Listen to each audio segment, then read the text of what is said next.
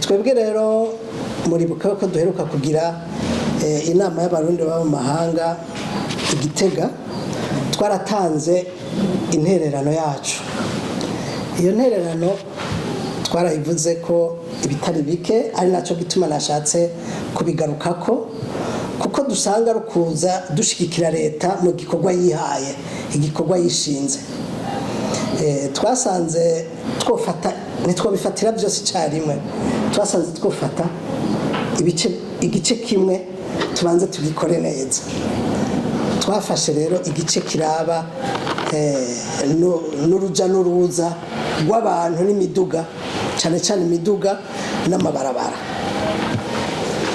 Ikintu cya mbere umunyamahanga abona ageze ngaha mu gihugu ni ingene imiduga igenda mu gihugu, n'ibyapa, n'ingene ibintu bipanze, n'ingene abantu bubahiriza uruja n'uruza. Rero namwebwe mugerageje kura murabona yuko hariho byinshi bitagenda neza, kandi leta ntishobora gutambikiza hose ngo bishobore. Nico gituma rero twavuze tuti tugomba kuzana intererano yacu. Uvuye Bujumbura uduga Igitega cyangwa uja mu Kayanza, ugerayo ngira ngo atacapa na kimwe ubonye, nta ya mistari icafye mu nzira ubona. Hanyuma turibaza tuti none umupolisi ni aguhagarika azoguhana yishimikije iki? Azokubwira ngo warengeje ibirometero ataho byanditse? Azokubwira ngo uri kuratwara mu muvuduko mwinshi? Ibyo byose ni ibintu tugomba gufasha kugira ngo bikosorwe. Imodoka mu gisagara ca Bujumbura murabona yuko ziriyumvikanira, kandi abazitwara baba biza amategeko y'amabarabara neza n'ivyapa, ariko ivyo vyapa ntabihari. Ivyo rero twebwe turabibona, mugabo bikadutera isoni. Mugabo nihajye bavuga bati iwabo w'umuntu igito kitabwa iwabo. No kuvuga iwabo w'umuntu hamari ahantu hubashwe, turavuga tuti harubashwe, mugabo tuba tubona gahaze. Kandi rero ubibona akigira atavuze ntaca bafashije. Jewe rero navuze nti ngomba kubibona nsige mfashije ntanze intererano. Intererano ya mbere navuze nti ko leta isanzwe ikora amabarabara manini manini, reka tuyifashe muri aya mabarabara mato mato. Murabona yuko na obere ishatse kuguca amande ntimuharira. Rero tuvuga tuti ko obere rero nayo idukarira, reka natwe dukare mu gusaba ko amabarabara kugwa neza. Muti none ivyo wowe ubibona gute? Jewe ico nsaba ko leta ishiraho ikigega gishinzwe amabarabara. Kujya hagiyeho ikigega gishinzwe ugwaruka, nihajeho ikigega gishinzwe ivy'amabarabara. Hanyuma ico kigega ibarabara ryose gitunganye mwishira hamwe, bimaze kwitunganya mwishira hamwe, no kuvuga ko iryo shira hamwe riragenda rigatora umurongozi uriserukira gutyo. Abo baba kuri iryo barabara bakagenda bagasaba ingurane muri ca kigega. Ikigega kimaze gutanga ingurane, iyo ngurane bakaca bayishikiriza ubushikiranganje bushinzwe kubaka amabarabara, kuko aribo bahinga bavyo. Bakubaka iryo barabara, bagashiraho ibikenewe byose n'ivyapa. Bahejeje bakababwira ati mubona bikwiriye, nta gihaze, mukavuga muti birakwiye, mugaca mutangura kwishura rya deni.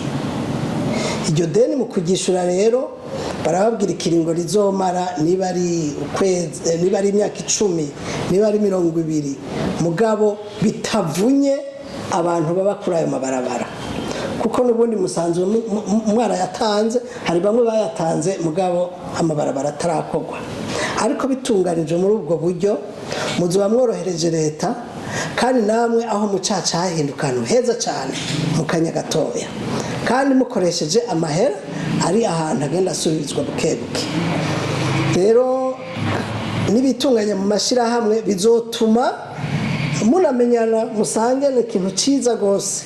Hanyuma murabe ingene ayo mashirahamwe abaye menshi, kuko amabarabara ari menshi, murashobora kurabaho mwugarira mukaca mushiraho kibijya bita peage imiduga mu kwinjira ikariha kuko umuduga winjiye urahagarara ni stationnement ya mahera ya stationnement rero batanze azoza arafasha muri reparation erega murashobora no kuvugana mukavuga ati ayo mahera azoza arafasha mu gutwara imyavu navyo birashoboka bivana n'ingene ayo mashirahamwe azoba yitunganije rero uyu mugambi mu gihe leta yosanga ari umugambi urashe ikawemera no kuvuga igisagara ca Bujumbura canke ca Ngozi canke ca Gitega mu kanya gato bazobona kiriko kirakaka kandi leta bitiriwe biyivuna nivyo rero nari nashatse kubabwira kugira ngo iyi ntererano abarundi baba mu mahanga turiko turatanga ize isahiriza kuri wa mugambi wa leta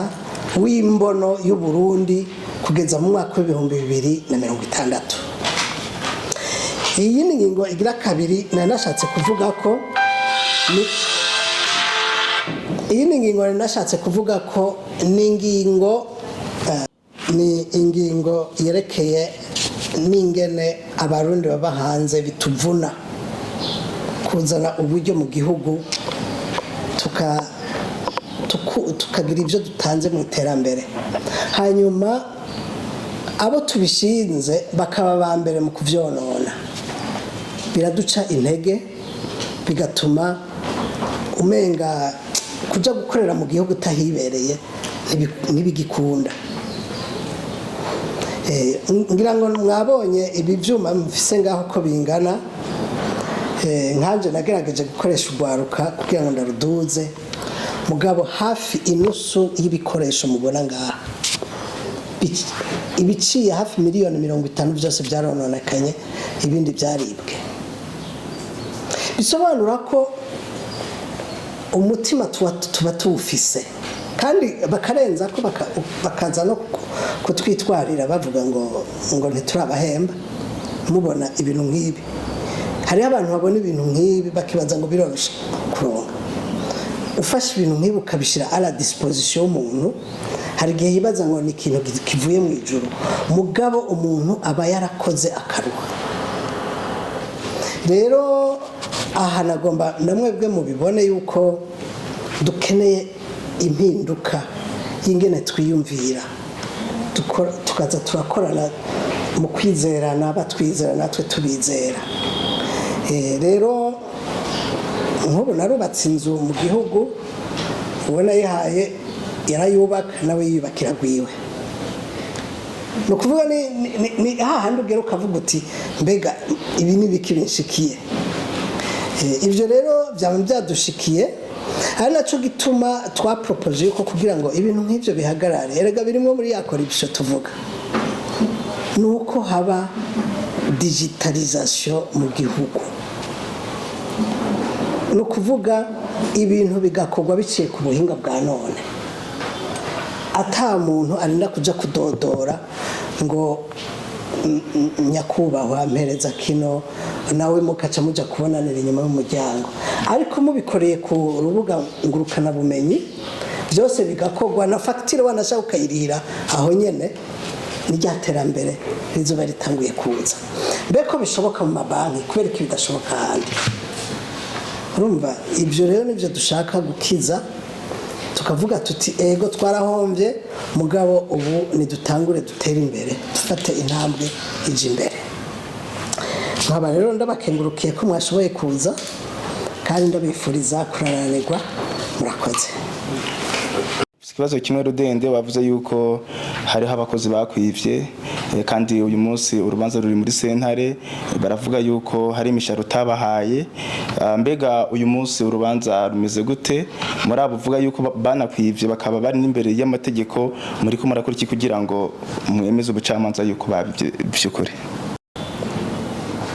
ni barabakozi bari abajournaliste bariko bariga muri abo twarabaha agashiruka bute mugabo tugize evaluation yaho ibikorwa bigeze kugira ngo dushobore kubagirira contrat de travail dusanga benshi ntibashobora no kwandika un article ntibashobora gukora ku bijyanye na deontologie journalistique dusanga n'ikibazo.